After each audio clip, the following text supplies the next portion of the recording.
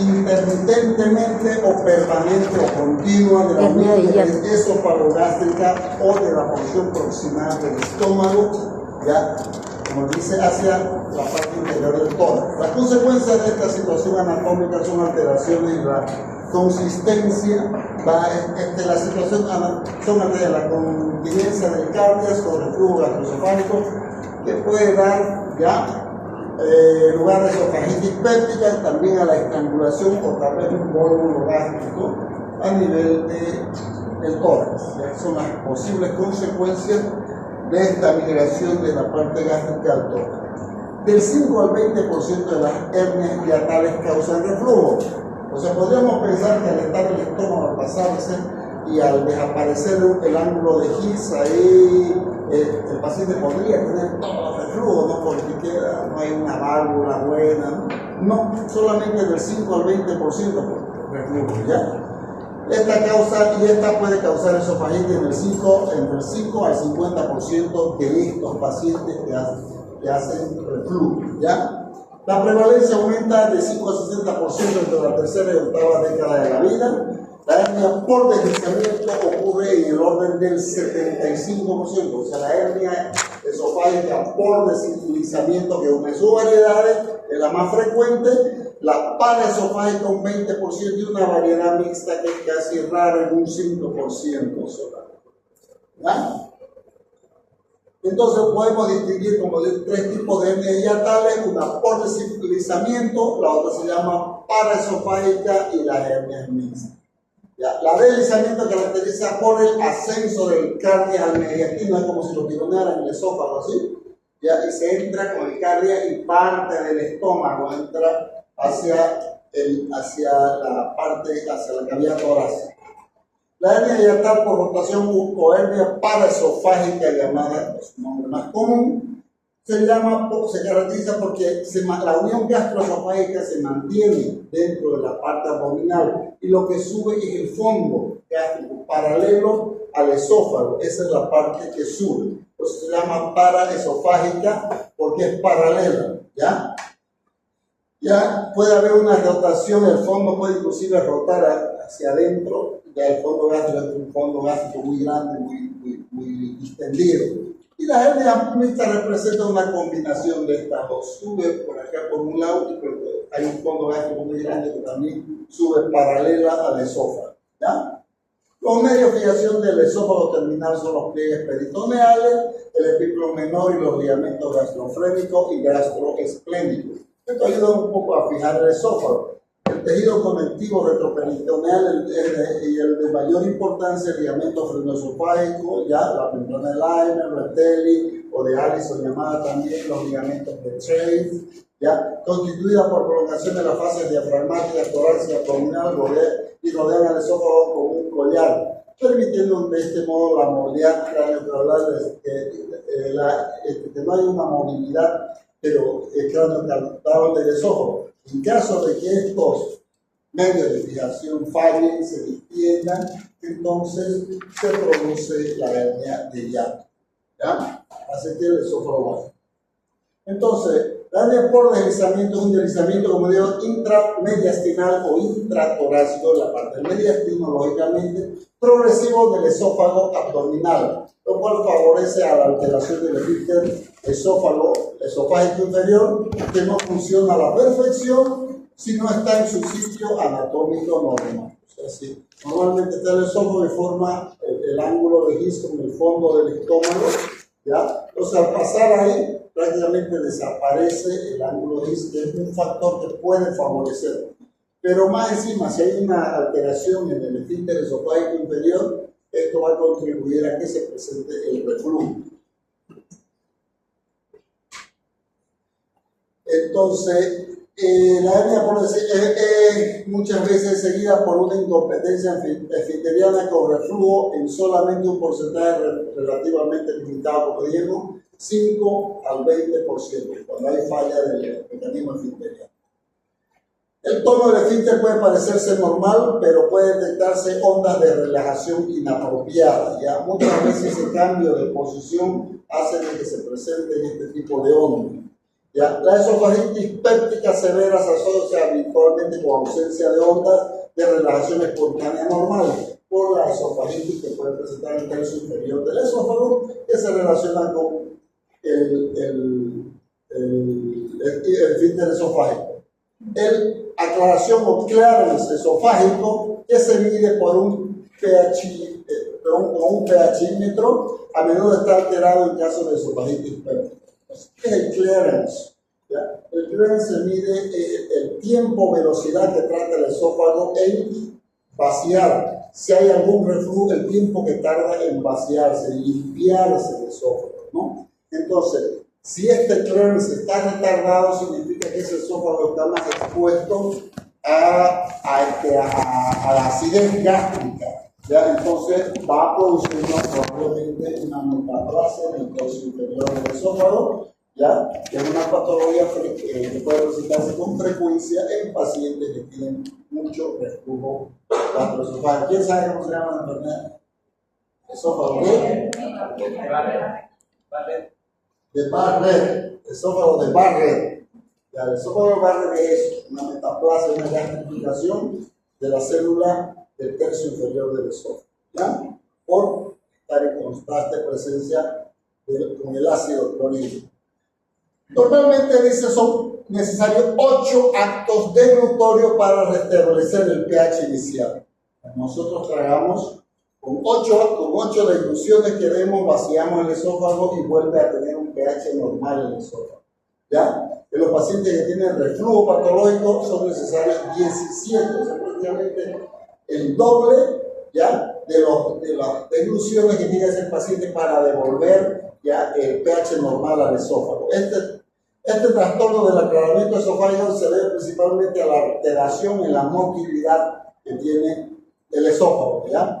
La reducción de las defensas en la mucosa esofágica probablemente constituye un factor facilitador del desarrollo de la esofagitis péptica.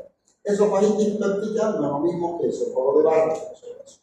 Esofagitis péptica es la inflamación de la mucosa del esófago, sobre todo tercio inferior, ¿ya? Del esófago. Ya esa es por la presencia con el ácido clorhídrico.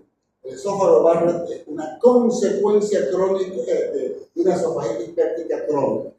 ¿Okay? Las hernias paraesofágicas llamadas o mixtas, a diferencia de las hernias por deslizamiento, siempre se acompañan de aumento de tamaño del orificio hiatal. Entonces tiene que ser más grande. La hernia por deslizamiento no siempre el orificio hiatal va a estar aumentado de tamaño. ¿Ya? Muchas veces pasa el estómago, pero está bien apretado el estómago en la parte del hiato. En cambio, estas se acompañan de una dilatación, es decir, que permite que el fondo gástrico se meta. ¿Ya? La laxitud de los ligamentos de sostén permite la producción de la parte superior del estómago del mediastino, lo que puede introducirse como un vólvulo organoaxial, ¿ya? O en la estrangulación del estómago a nivel del orificio hiatal, si tiene mucho gas, ¿ya? Entonces tenemos el esófago, el diafragma, el esófago diafragmático y tenemos el estómago, ¿ya? Estamos el hiato, ¿ya? Tenemos el hiato esofágico y esto puede ser las venas suprahepáticas, ¿no? Entonces, ¿qué sintomatología nos va a dar una hernia por deslizamiento? La mayoría son asintomáticas, ¿ya? Y se detectan en los estudios radiológicos por dispepsia vaga, inespecífica. No obstante, la sintomatología es más típica en pacientes que tienen reflujo, mucho reflujo. Entonces van a hacerse ver, se hacen una endoscopía, ¿ya? Y en la endoscopía descubren que tienen una hernia de hiato, ¿ya? La regurgitación, ardor o sensación de quemazón gástrica, disfagia, esa pirosis, el síntoma típico ya del reflujo gastroesofágico es la pirosis. El paciente dice, siento como quemada detrás del pecho, ¿ya? Son síntomas que nos pueden hacer sospechar de que podemos tener una hernia de hiato. Más aún si hemos aumentado peso y después hemos bajado peso, también podemos tener la tendencia a tener hernia. Y aquí tenemos el ejemplo de los dos tipos de hernias. Esta es la hernia por deslizamiento, donde el esfínter esófago gástrico, la unión esófago gástrica pasa, ¿ya? A la parte torácica o mediastinal, ¿ya? La hernia paraesofágica es el fondo gástrico el que se pasa. ¿Ya? Normalmente, como diría, que hay una dilatación del esfínter del hiato diafragmático. ¿Ya? Aquí ven una hernia por deslizamiento, donde ven que el esófago parte, acá está la unión esófago-gástrica, y está el estómago herniado hacia la parte torácica. Si hacemos un estudio radiológico, vamos a ver el estómago de esta forma, la zona del hiato y la parte que está herniada. ¿Ya? Entonces, como le dije, el reflujo gastroesofágico puede presentarse y puede representar la mayor parte de los síntomas del paciente porque tiene problemas de reflujo y así lo detecta en un estudio estudiando la causa posible del reflujo. Hay pues la tirosis, el síntoma cardinal, como le dije, del reflujo gastroesofágico, no de la hernia del reflujo gastroesofágico. ¿Ya?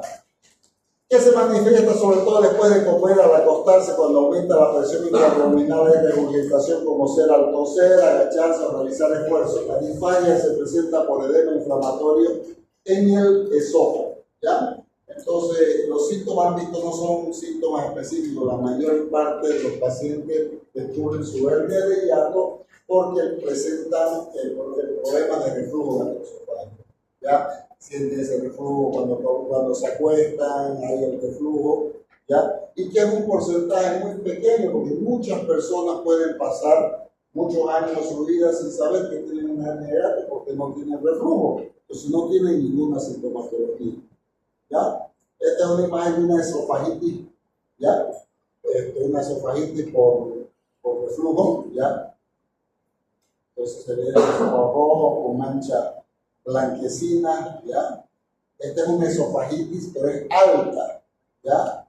Esta es una imagen muy alta, ¿ya? Donde podemos ver que muchas veces el reflujo que se produce puede llegar hasta las vías hasta la parte de la laringe y faringe, ¿ya? Y pasa inclusive a veces el reflujo en forma crónica, pequeñas cantidades pasa a la vía respiratoria, el paciente tiene una tos crónica y no sabe qué es. Y el problema es una enfermedad por reflujo gastroesofágico que está produciendo una enfermedad pulmonar crónica por irritación de la mucosa bronquial.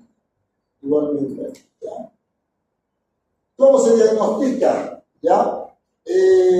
Mediante radiografías contrastadas, ¿ya? Hacemos una radiografía contrastada como la que vimos y vamos a ver la presencia, ¿ya?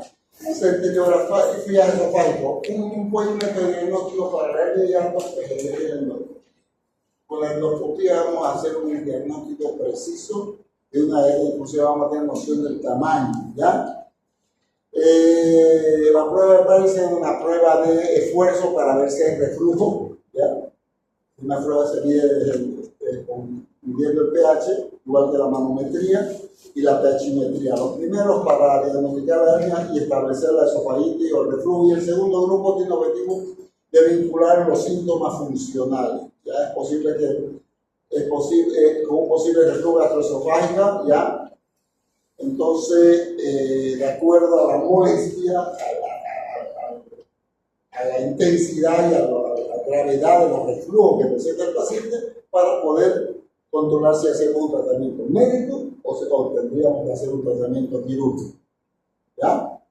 Dentro de la endoscopía, las esofagitis por reflujo las podemos clasificar en 4 estadios: lesiones pequeñas, eritematosa o aftoide, de 1 o 2 centímetros, por arriba a 1 o 2 centímetros por arriba de la unión gastroesofágica. ¿Ya? Son pequeñas, como pequeñas aftas, nada más se va a ver. El 2, lesiones eritematosas más extensas, más grandes, ¿ya? A veces confluyen entre ellas y pueden estar cubiertas por fibrina, ¿ya? Un estadio 3, una esofagitis circunferencial, que significa que las lesiones ya no están separadas, sino todo se ve rojo, con fibrina y todo el esófago terminal ya es rojo, ¿ya? Y en un estadio 4, complicaciones de reflujo, puede haber ulceraciones, inclusive estas úlceras cicatrizadas producen estenosis de la región esofágica, en un estadio 4. Y aquí podemos ver el anillo de Chatsky. El anillo de Chatsky corresponde al lugar donde ya está el pinzamiento ya a nivel del esófago del hiato esofágico. ¿Ya? Esto corresponde al hiato esofágico, el anillo de Chatsky. ¿Ya? Aquí vemos una hernia de hiato que pasa al estómago y este es el anillo de Chatsky. ¿Ya? Aquí está el anillo de Chatsky, está el estómago, pasa por el hiato esofágico y continúa en el esófago torácico. ¿Ya? Aquí una hernia por igualmente vemos, ¿ya? El paso de aquí para arriba, ya a la parte de acá. Aquí tenemos también el anillo de Chatsky, ya está el estómago herniado a la parte torácica, ya, parte hernia. Son hernias por deslizamiento, ya. Aquí vemos una gran imagen, ya, de un parte del estómago herniado hacia el esófago.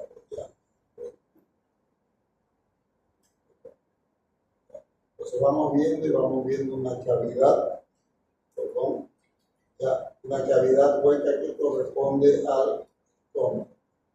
Y esta es una hernia por deslizamiento. ¿Qué está haciendo el endoscopio? El endoscopio sale de acá y el esófago está para allá. ¿Ya? Esto es estómago. Estamos viendo del lado del estómago. Entonces, ¿qué hace el endoscopio? Entra y se mira él solito hacia él. Entonces, el endoscopio ha torcido y se está mirando a él.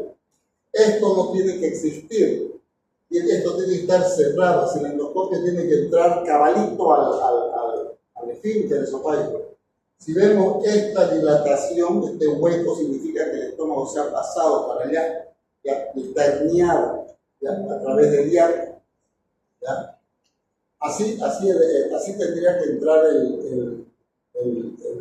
sin dejar un espacio. Ahorita vamos a ver otro, ¿ya? Bueno, el anillo de Chatsky, ahí está, ¿ya? Esta es una hernia paraesofágica. ¿Ven? El endoscopio viene y aquí no hay ningún hueco, nada alrededor del endoscopio, está bien apretadito, pero se ve que el fondo gástrico se ha metido para allá, ¿ya? Es el fondo gástrico el que está metido, es una hernia paraesofágica, ¿ya? Igualmente, aquí tenemos una gran hernia, ¿ven? Está saliendo el endoscopio y todo esto está herniado hacia la cavidad, Otra hernia paraesofágica.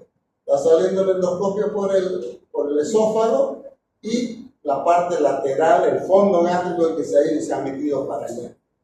¿Ya? ¿Entienden la imagen, no?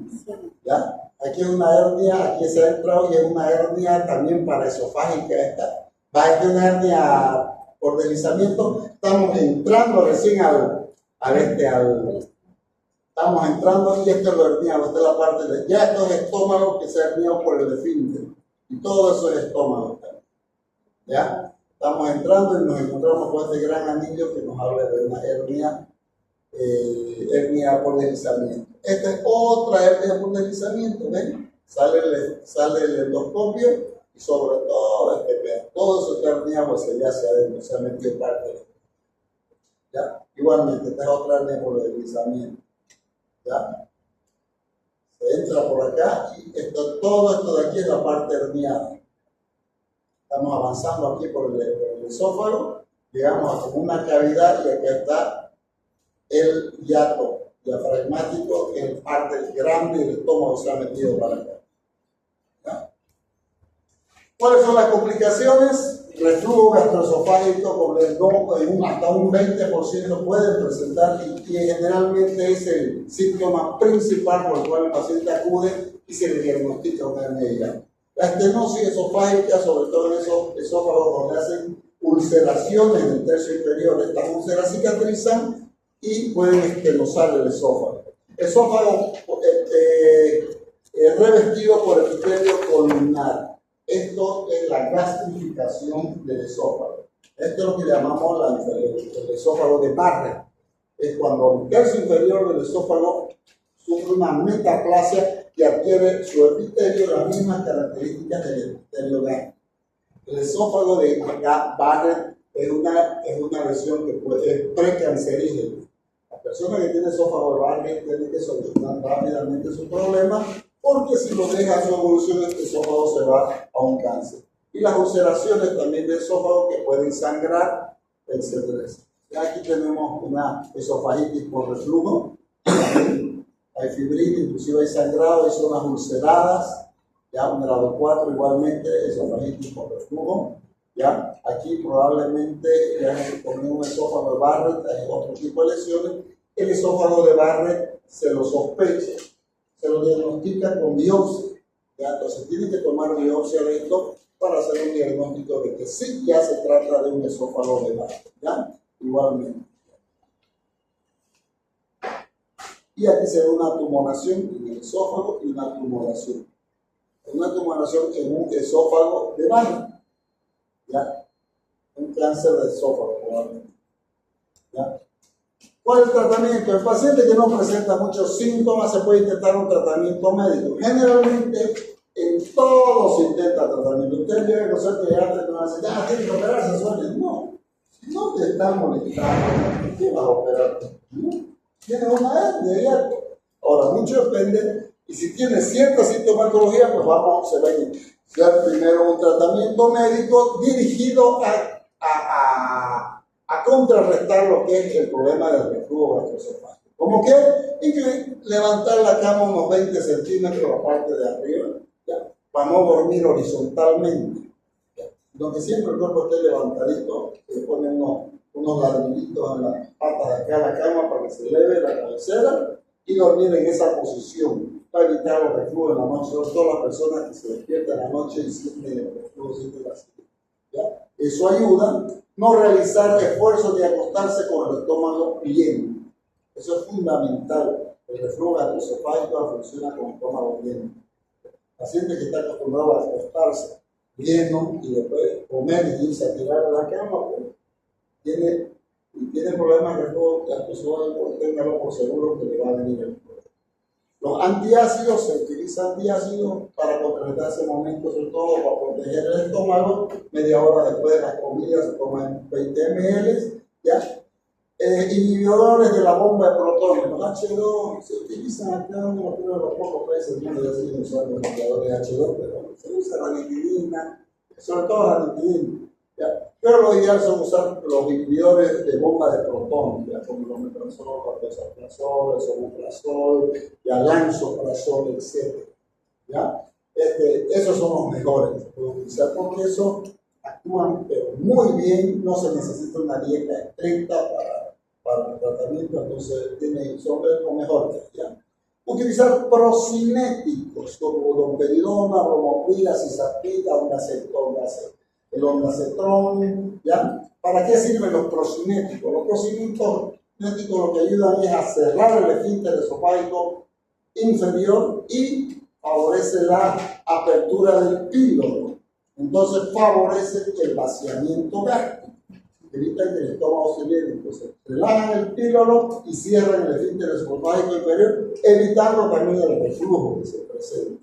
¿Ya? Entonces se utiliza generalmente antes de la comida, unos 15 minutos antes de la comida se toman los procinéticos. ¿Ya? Lo utilizan muchas veces como antiemético para los vómitos. Tiene una domperidona, ¿no? Tiene una metoclopramida que no está aquí, es muy utilizado como para los vómitos, pero solamente evitan el vómito eso porque producen espasmo, el cierre del esfínter esofágico superior y ayudan al vaciamiento gástrico. Esa persona está con la barriga llena y que siente que van a vomitar porque no conocen como otro medicamento un bloqueo central del centro del vómito, como el Gravol, por ejemplo, el fenilhidrinato, el dimetilhidrinato. El Gravol, ese actúa a nivel central. ¿Ya?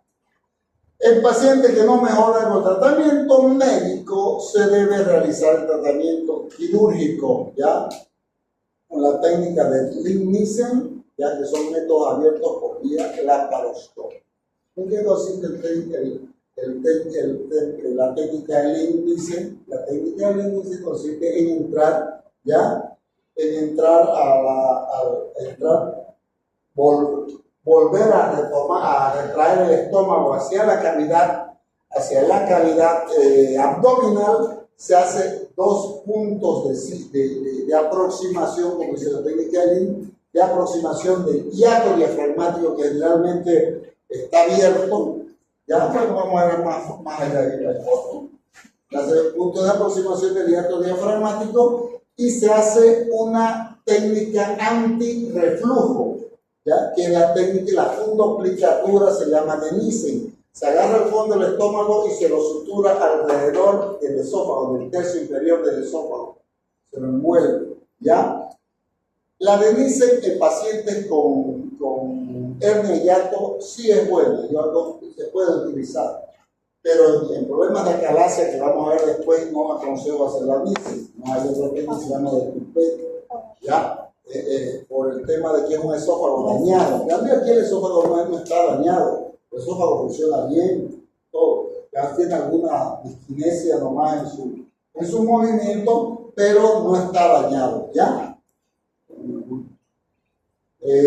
Y lo ideal actualmente hacer este procedimiento por vía laparotomía. Es una de las mejores técnicas por vía laparoscópica que se hace, ¿ya? Al punto de hacer como la cirugía de vesícula. Hacer esta cirugía laparoscópica es lo ideal. El paciente recupera pero espectacular, evitamos una cicatriz grandísima donde tenés detrás. Entonces, por vía laparoscópica es lo ideal, ¿ya? Y bueno, ahí están algunos pasos que se hacen: retirar el estómago de donde se hernia. Entonces, ahí, este es el hiato diafragmático que está abierto, se ha pasado. Entonces, lo que tenemos que hacer es volver a traer el esófago, el estómago hacia la cavidad abdominal. Tenemos que hacer la liberación de la curvatura mayor y el fondo gástrico, de todos los vasos cortos. Hay que liberarlo para después poder llevar este estómago alrededor del esófago para hacer la técnica de reflujo. Este espacio es el que se le hace los puntos. Se hace 1 o 2 puntos para cerrar este orificio. ¿Ya? Como ven ahí, hacemos los puntos, ¿ya? Y de ahí, más o menos dice, esta es una técnica abierta, ¿no? Pues ven, no está metiendo el dedo. Todo esto ahora se hace en la parte, ¿ya?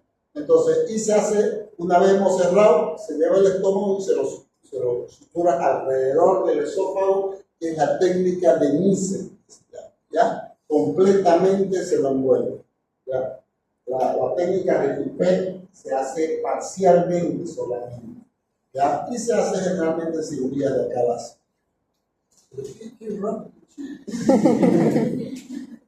Bueno, y eso es lo que se refiere al tema de hernia y hiato. Vamos, cuando hablemos de acalasia, vamos a ver que las técnicas se parecen, la técnica de reparación de esto y la técnica de reparación de acalasia, y vamos a complementar un poco más sobre el tema de hernia y hiato, ¿ya? Yo tengo hernia y hiato, tengo mi reflujo de vez en cuando, como sartén, como roscas, pero no me hace la vida imposible, ¿no? Así que aguanto nomás. Eso sí, cuando uno tiene estos problemas, tiene problemas de reflujo, siempre es importante cada cierto tiempo hacerse controles de reflujo. Sobre todo si tenéis crisis muy agudas. Han habido épocas en que todos los días me venía, ¿no? el reflujo. Entonces, hacer un tratamiento con bloqueadores de bomba de protones durante unos 4 semanas y disminuye y solucionar el problema, ¿no? Usar prociméticos antes de las comidas para ayudarte en esto, evitar comida, acostarte con el estómago lleno. Son medidas médicas que uno, yo como médico me las pongo, ¿no? Pero eso es lo que hay que aconsejar a los pacientes. Y la cirugía está indicada cuando tenés indicio de que estás haciendo una esofagitis por reflujo de Barrett, ¿ya? O tenés ya un esófago de Barrett, o hacer un tratamiento de esofagitis, ¿ya? Y después de un control de 6 meses, volvés o sea, te curás y en 6 meses nuevamente tienes esofagitis. Entonces está indicada la cirugía, ¿ya? No podés estar con esofagitis, ¿ya? Antes de desarrollar un esófago de Barrett, no era hacerse la cirugía. ¿Qué? Doctor, ¿cuál es más frecuente, la por deslizamiento o la paraesofágica? por deslizamiento 75%, paraesofágica solamente un 20% y mixta un 5%.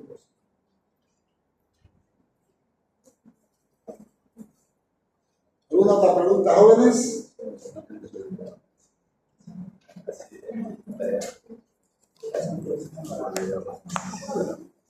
Doctora, ¿el embarazo podría ser una causa? ¿Perdón? ¿El embarazo podría ser una El causa? embarazo puede ser una causa de reflujo, no de reflujo.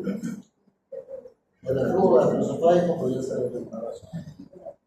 Pero es transitorio, porque pasa el embarazo y puede desaparecer totalmente. Ya.